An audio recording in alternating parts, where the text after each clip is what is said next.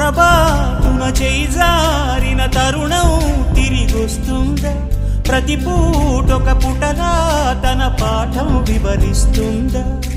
మన కోసమే తనలో తను రగిలే రవి తపనంత కనుమూసిన తరువాతనే పెను చీకటి చెబుతుందా? కడతేరని పయనాలెన్ని, పడదోసిన ప్రణయాలెన్ని అని తిరగే ఛాయా చరిత పుటలు, వెను చూడక ఉరికే కథలు, తమ ముందు తరాలకు స్మృతుల చితులు అందించాలా ప్రేమికులు. ఇది కాదే విధిరాత, అనుకోదేం ఎదురీత.